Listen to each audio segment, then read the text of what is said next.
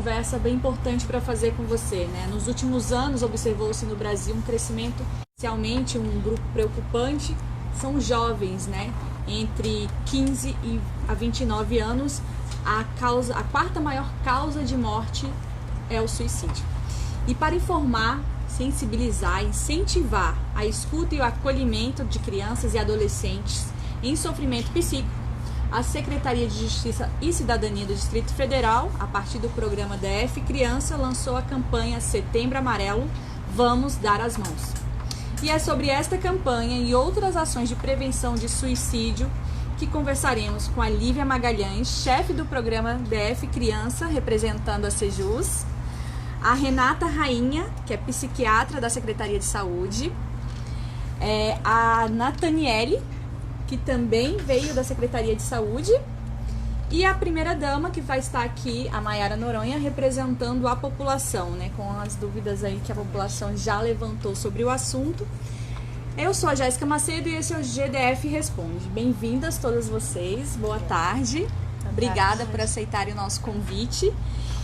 Acho que é bacana a gente começar explicando o que é essa campanha, né, para as pessoas entenderem como é que funciona essa campanha e quem está participando, né? Boa tarde a todos e a todas.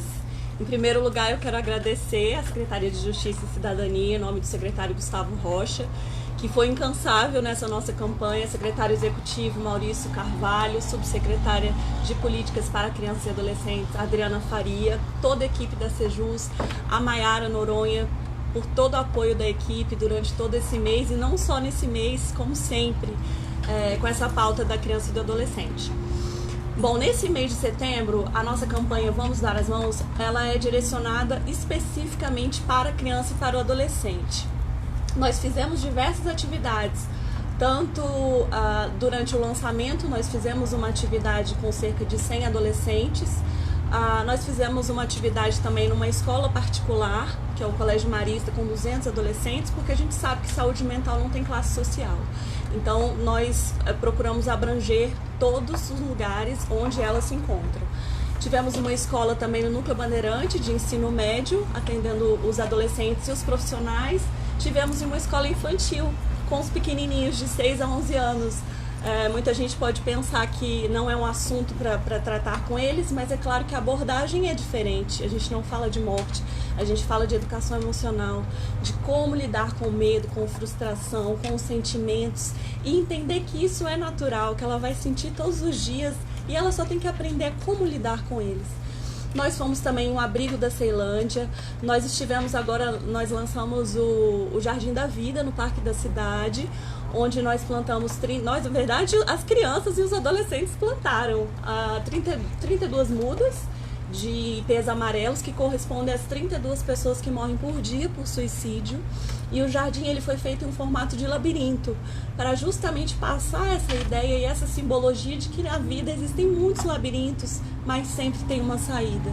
E dentro desse labirinto também nós colocamos frases para que as pessoas procurem ajuda, para que as pessoas procurem ajudar também, porque a nossa campanha Vamos Dar as Mãos é no sentido de estender a mão para o próximo e também aprender a pedir ajuda. Muitas vezes a gente tem uma resistência muito grande e tem sido uma surpresa muito grande essa campanha. A gente atendeu até agora cerca de 700 crianças e adolescentes de todo o Distrito Federal, Sobradinho, Ceilândia, enfim.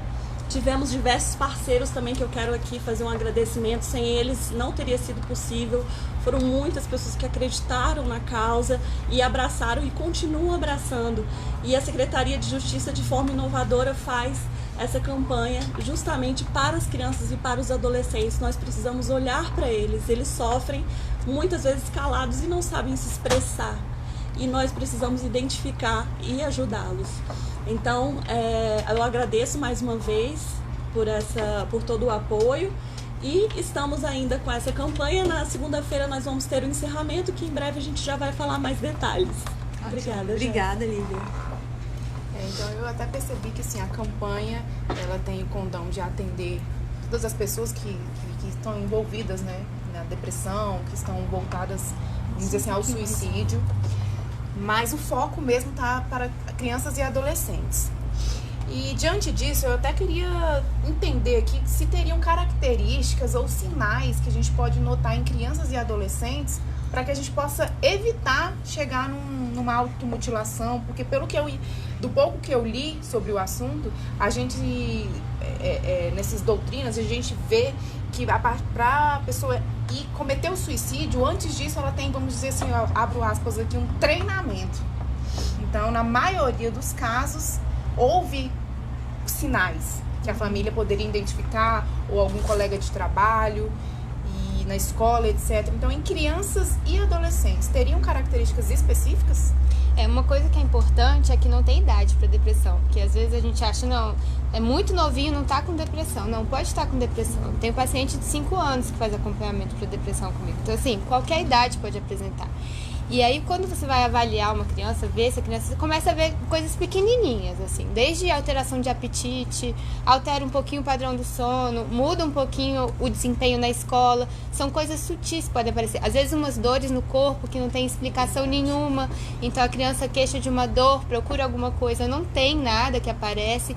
Então, são sinais e sintomas, assim, muito delicados que podem aparecer e que você vê que tem alguma alteração na criança. Em relação à automutilação, hoje em dia tem sido difundido muito a automutilação, inclusive na internet. Então as crianças têm muito acesso a sites e grupos de automutilação, em que as pessoas colocam a automutilação como um alívio de dor, uma dor psíquica que vai ser aliviada por uma dor física, e é assim que eles se expressam muito.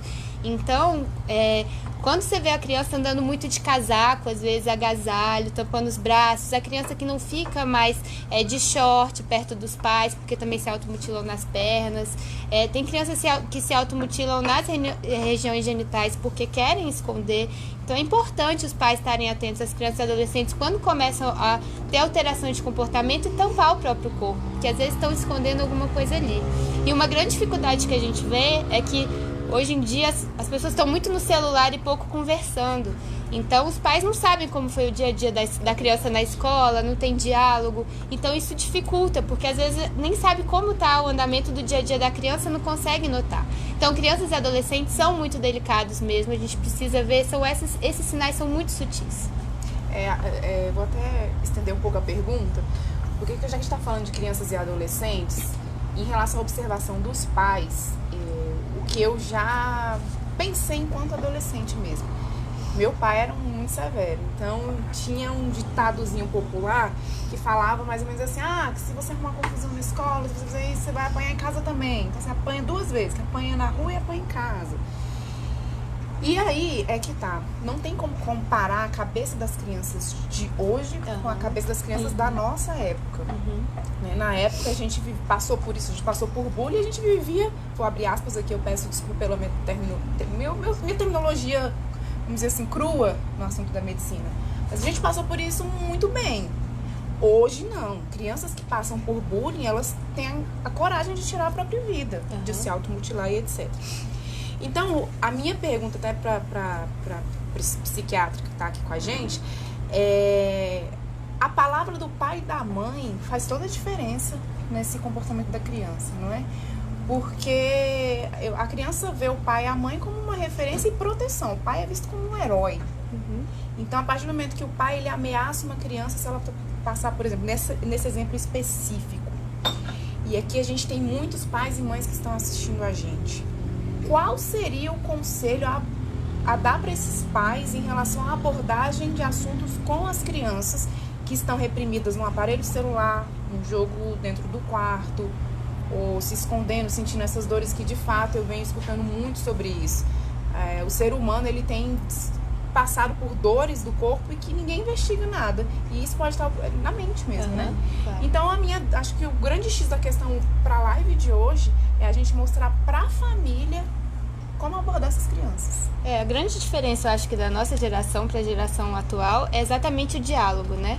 Eu acho que a gente tinha muito mais oportunidade de dialogar. Então, quando a gente sofria um bullying na escola, a gente chegava em casa e conversava com os nossos pais. Nossa, aconteceu essa situação. E realmente o apoio da família, a construção de como lidar com aquela frustração, porque o bullying é uma frustração. Então, isso ajudava a criança, o adolescente, a desenvolver possibilidades de lidar com esse bullying.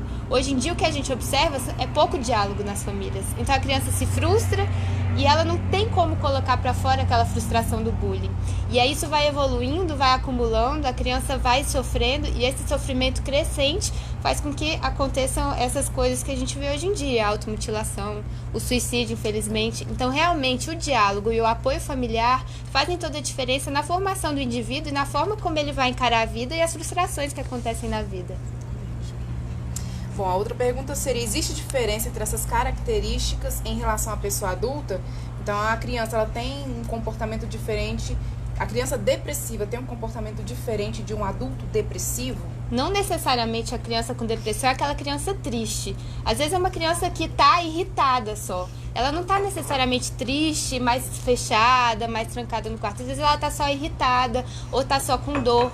As características não tem que ser as clássicas de um adulto que está mais isolado. Então a criança tem essas características assim, que pode ser só a irritabilidade que está representando.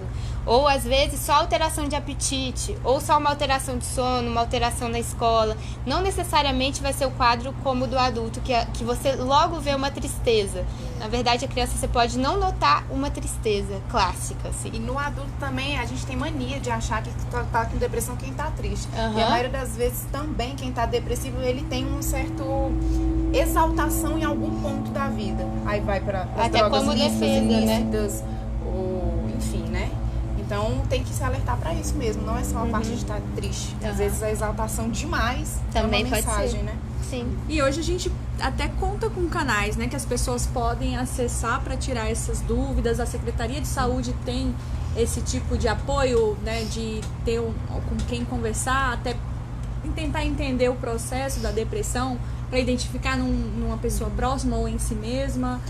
Hoje, primeiramente, boa tarde. Gostaria de agradecer a gente ter um espaço de falar de um tema tão sensível para a sociedade, né? Tão estigmatizado, mas que está tão próximo da gente, né? Com os números cada vez maiores de incidência. Então, sobre os canais que nós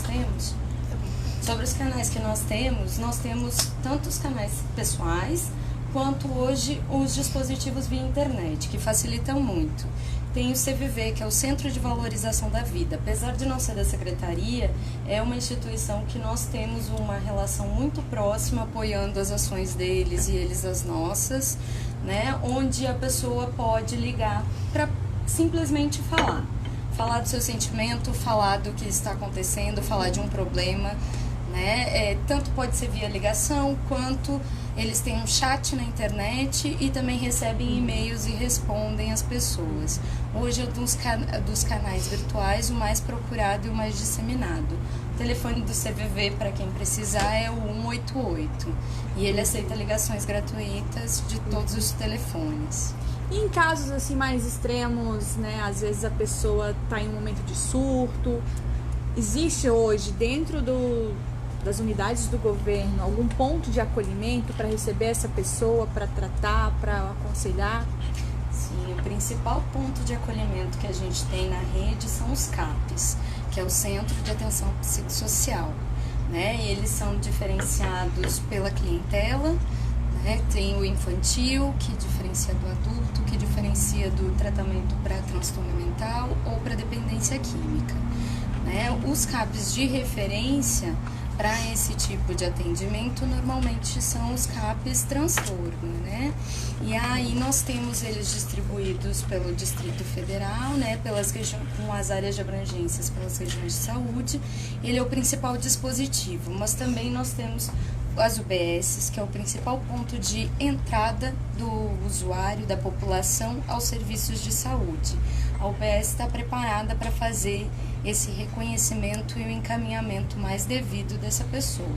Mas caso a família precise, né, e tenha um caso grave, uma automutilação evidenciada, né, nós temos os pronto atendimentos de saúde mental. Hoje eles funcionam 24 horas, né, com toda a clínica multiprofissional, tanto médico, psicólogo, enfermeiro, no hospital de base e no Hospital São Vicente de Paulo. São os nossos pontos de atenção para estar acolhendo essa pessoa e o familiar também. Queria até falar aqui. A gente tem mania, quem não passa pela depressão, não tem ninguém próximo da família que teve depressão, que tem depressão, a gente tem uma certa mania de resistência, de achar que é frescura. E aí a gente sempre chega com aquela frase assim, mas por que você tá assim? Você trabalha, você tem uma família linda, você tem isso, você tem aquilo, você tem tudo que muita gente gostaria de ter, você tá desse jeito. E eu acho que é a última coisa que a pessoa gostaria de ouvir, seria esse tipo de comentário, porque acho que ela se sente mais infeliz ainda, por saber que tem tudo aquilo e continua nessa situação. E a doutora Nathaniele falou que algo importante, que é o falar. Nesse atendimento, que aí é um procedimento da Secretaria de Saúde, que é um telefone de apoio, seria... Ele não é... O CVV, o Centro de Valorização da Vida, ele é uma instituição parceira nossa. Esse número de 188? 188, ele é o número da instituição parceira, onde eles, a quem atende, são voluntários capacitados para fazer essa escuta qualificada, né? Que é a pessoa ouvir. Uma das principais coisas que é orientado até nessa própria capacitação do CVV, é que você não deve aconselhar a pessoa e nem, principalmente, resgatando sua fala, menosprezar o sentimento ou subestimar o sentimento do outro. Porque para ele pode ter uma potencialidade muito grande, um problema que para a gente seria de fácil solução. Então, o CVV não vai nessa linha, os profissionais eles não vão na linha de orientação, até porque não são profissionais de saúde, né? São voluntários dispostos a escutar o outro. E aí, mais um pouquinho, eu vou falar do site que a gente também tem parceria com a SES, com esse mesmo... Inclusive, eu gostaria até de mencionar um episódio que eu achei bem interessante. A gente foi, o CVV é nosso parceiro também, e a Secretaria de Saúde também, com profissionais do CAPS. Em todas as atividades nós tivemos profissionais do CAPS, psiquiatras, psicólogos, enfermeiros, técnicos de enfermagem. Eles tiveram uma participação muito grande, e o pessoal do CVV também. E quando a gente esteve na unidade de internação socioeducativa lá de Santa Maria, nós conversamos com cerca de 90 internos. E foi uma voluntária do CVV, e eles estão privados de liberdade. E ela me perguntou como que a gente faz, porque a gente fala do telefone, a gente fala do chat, mas eles não têm essa oportunidade. Eles têm uma ligação por semana. Então a gente conversou com o diretor e ela teve uma ideia brilhante. Ela falou, vocês podem escrever cartas. E o diretor falou, eles vão escrever, inclusive se não quiser colocar um nome, não tem problema. Eles encaminham a carta para o CVV e o CVV vai responder. Então é um outro canal, a gente esquece, né? Faz tempo que a gente não usa a carta. Mas é um outro instrumento que a gente pode utilizar também, aliás, todas as pessoas que quiserem conversar, não necessariamente com ideação suicida, mas com um momento difícil também, um desabafo sem julgamento, é uma escuta mesmo, e é nesse sentido que a campanha tem sido realizada, de valorização à vida e a promoção de cultura de acolhimento e de escuta. Então, acho que esse é o mais importante. Olha, eu queria... Desculpa até te interromper, porque a gente tem um horário bem limitado hoje, né? Então, eu queria pedir pra gente encaminhar para as perguntas finais e falar até um pouco dessa questão de como a comunicação ela já mudou tanto e a gente se perde, né? Que existe, inclusive, uma regra dentro do jornalismo quando a gente vai falar de suicídio, né? Tem todo um trabalho para você pode falar sobre o tema, mas preferencialmente de forma preventiva, né? Nunca levando o nome da pessoa, dos familiares da pessoa, a forma como foi, até porque existem estudos que apontam que as pessoas se sentem motivadas a tentar contra a própria vida após ver algum caso, né? Acho que a questão é que ela já tem um sentimento, né? Uma ideação suicida e ela vê uma outra e ela acaba se sentindo encorajada. Não que ela já não tivesse, né? A doutora, com certeza, a doutora Renata. A Associação Brasileira de Psiquiatria, ela tem uma regulamentação que ela pode orientar. Então, se você é jornalista, por exemplo, quer fazer uma publicação, pode ligar para a Associação Brasileira de Psiquiatria, que eles recomendam o que fazer. Inclusive, naquela série do Netflix lá, né, que teve muito...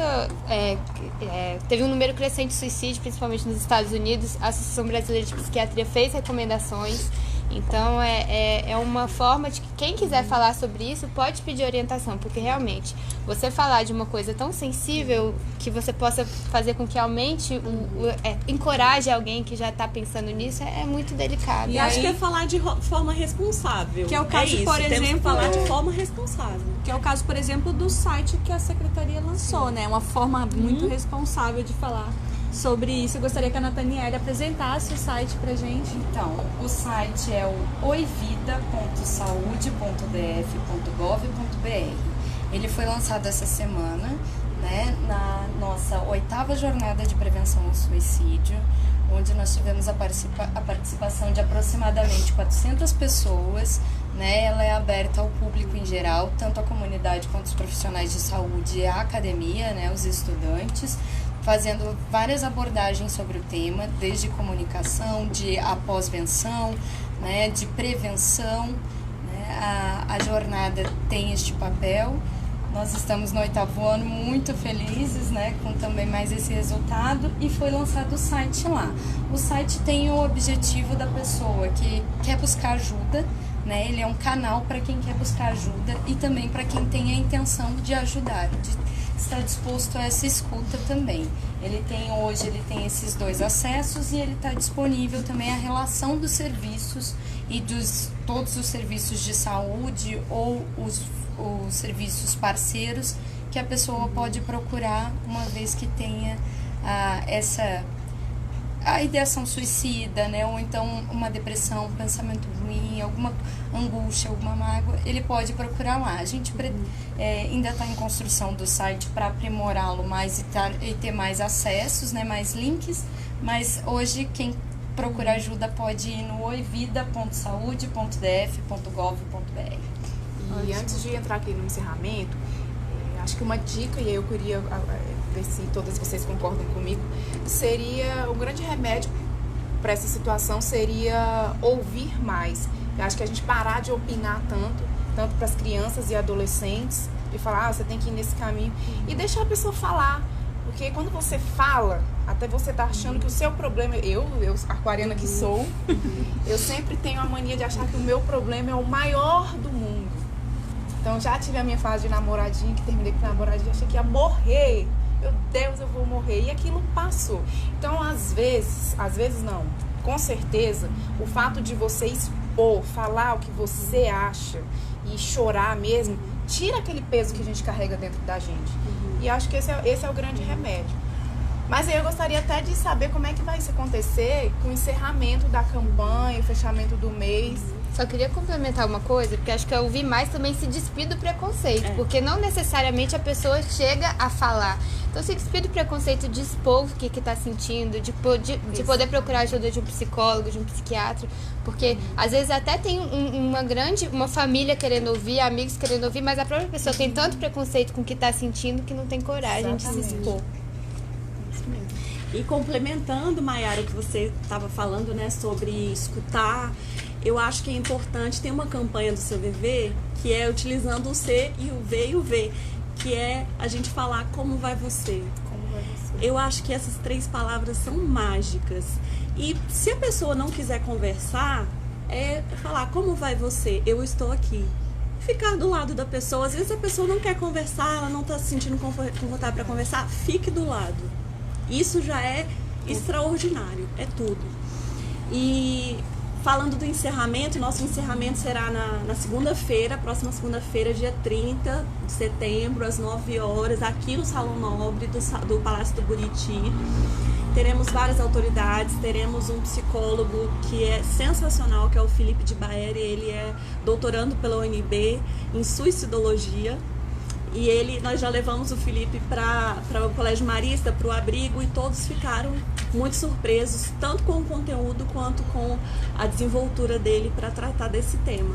E eu quero mencionar, por fim, que a campanha do Setembro Amarelo termina, mas as nossas ações e nossas atividades nessa temática de prevenção ao suicídio de crianças e adolescentes não acaba aqui. Ela vai perdurar por muitos anos e vamos continuar fazendo as atividades, Mayara também conosco, fazendo tudo o que for possível para que nós possamos salvar vidas e trazer um conforto para essas crianças e para os familiares também. Perfeito. Gostaria muito de agradecer a todas vocês pela contribuição, né, com a sociedade. Eu acho que é muito importante a gente conseguir, aos poucos, desmistificar tudo que tem em torno desse tema, né? Acho que ainda é um tabu para muita gente falar sobre isso, como falar sobre isso. E acho que o Estado estando junto, acho que as pessoas se sentem um pouco mais acolhidas. E a gente estando aqui explicando para as pessoas, abrindo para perguntas, inclusive aí nos comentários, se alguém tiver alguma dúvida ainda, pode deixar nos comentários que a gente tem uma equipe que vai entrar com essas pessoas todas aqui para responder. E agradecer mais uma vez pela disponibilidade. Uma dúvida, Lívia, as pessoas em geral podem participar do encerramento? Podem. Inclusive, nós fizemos as atividades com crianças e adolescentes durante todo o mês. E a gente gostaria muito de conversar com os adultos também. Então, os profissionais da saúde, da educação, os voluntários, todos que quiserem participar serão muito bem-vindos na segunda-feira no nosso encerramento. Tá ótimo. Então, obrigada a você que acompanhou, né? Esse aqui foi o GDF Responde. Se você tiver alguma outra temática que gostaria de discutir, ou até voltar sobre este assunto, como elas reforçaram aqui, né, o Setembro Amarelo termina, mas as ações de prevenção ao suicídio continuam sendo realizadas. Então, deixe sua pergunta, deixe sua sugestão que a gente vai acolher. Muito obrigada, gente.